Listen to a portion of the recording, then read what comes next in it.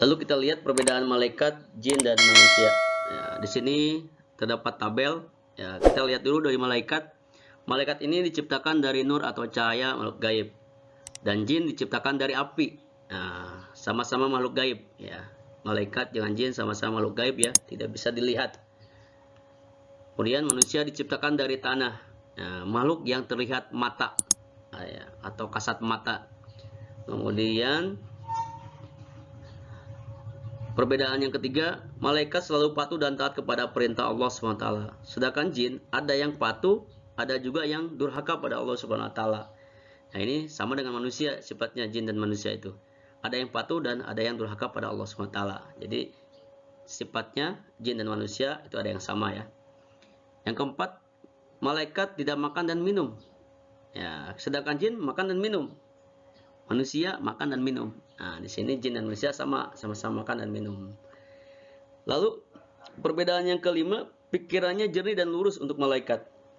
Kalau jin pikirannya berubah-ubah, sama seperti manusia, pikirannya berubah-ubah. Lalu yang keenam, perbedaannya malaikat tidak mempunyai nafsu, sedangkan jin mempunyai nafsu, dan manusia juga mempunyai nafsu. Ya, jadi jin dan manusia sama-sama mempunyai hawa nafsu. Ya. Selanjutnya, nama dan tugas malaikat. Ya, di sini bila kita lihat, yang pertama malaikat Jibril. Ya, tugasnya menyampaikan wahyu kepada Nabi dan Rasul. Ya. Yang kedua Mikail, tugasnya mengatur kesejahteraan makhluk seperti membagi-bagikan rezeki ya, kepada manusia diantaranya. Kemudian Israfil meniupkan trompet atau sangkakala ya, mulai dari hari kiamat ya, sampai dengan kita dibangkitkan kembali ya, nanti yang akan dikumpulkan di padang mahsyar. Kemudian malaikat Israel ya, ini mencabut nyawa seluruh makhluk hidup. Jadi kita harus siap-siap, kapanpun pasti malaikat akan datang ke rumah kita. Ya, tidak akan izin dulu, langsung mencabut nyawa kita. Ya, malaikat Israel ini tidak bisa disogok. Ya, seperti halnya manusia banyak sekali ya, yang bisa disogok, tapi malaikat Israel ini tidak bisa disogok. Kalau memang hari Senin kita harus meninggal, maka akan dicabut nyawa kita. Yang kelima, malaikat munkar. Ya, munkar ini menanyakan ya, orang yang berada di alam kubur. Ya, dalam hal kebaikan ya. Jadi munkar ini akan bertanya tentang hal kebaikan di dalam kubur. Kemudian malaikat nakir ini sama tugasnya dengan munkar, hanya dia akan menanyakan hal-hal yang buruk di dalam kubur. Ya, jangan sampai ya, kita ditanya oleh malaikat yang memang tentang keburukan. Mudah-mudahan kita senantiasa selalu berbuat baik. Ya, mudah-mudahan nanti malaikat akan datang ke dalam kubur dengan cara yang baik-baik. Lalu malaikat raqib tugasnya mencatat amal baik. Ya, hati-hati. Mudah-mudahan kita senantiasa selalu berbuat baik karena malaikat di kanan, yaitu malaikat raqib akan senantiasa mencatat amal baik kita. Makanya kita niatkan selalu dari rumah untuk berangkat ke sekolah dengan niat yang baik, yaitu untuk menuntut ilmu. Ya, mudah-mudahan ya, kita senantiasa bisa mencari ilmu yang bermanfaat dan mendapatkan ilmu yang berkah. Karena itu akan selalu dicatat oleh malaikat raqib dan tidak akan pernah lelah, tidak akan pernah tidur.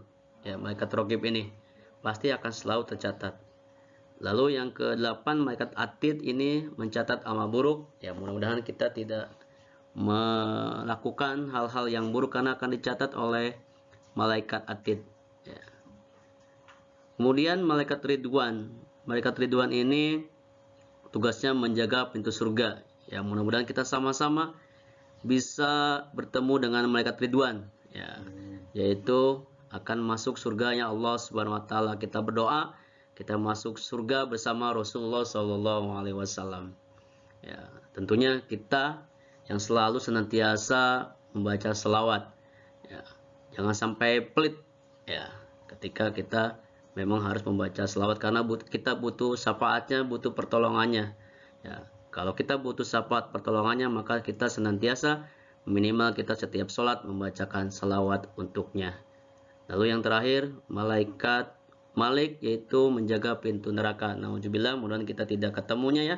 Jangan sampai kita mampir ataupun abadi di pintu neraka. Nauzubillah min dzalik. Lalu ada hikmah beriman kepada malaikat, diantaranya ada 4 hikmahnya. 1, memberi motivasi kita untuk selalu taat dan bertakwa kepada Allah Subhanahu wa taala seperti ketaatan para malaikat. Kemudian yang kedua, malaikat mengawasi perkataan dan perbuatan kita. Jadi kita hati-hati ya dalam berkata, dalam bertutur kata, jangan sampai menyakiti perasaan orang lain.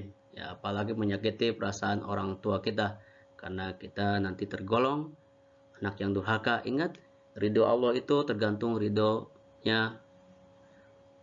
Ridho Allah itu tergantung ridhonya orang tua. Ya, jangan sampai orang tua murka kepada kita. Kalau orang tua murka, ya nauzubillah, karena Allah juga pasti akan murka kepada kita juga. Jangan sampai menjadi anak yang durhaka. Ya.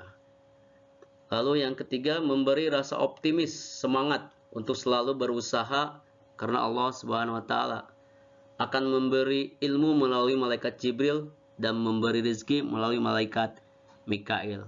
Ya, ini akan memberikan rasa semangat untuk terus berusaha, ikhtiar. Apalagi di masa pandemi ini, kita jangan sampai hanya berdoa untuk mendapatkan rezeki, tapi kita juga harus terus berusaha.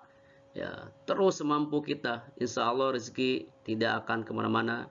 Ingat, Allah itu pasti akan menilai prosesnya, akan melihat prosesnya, ya, bukan hasilnya.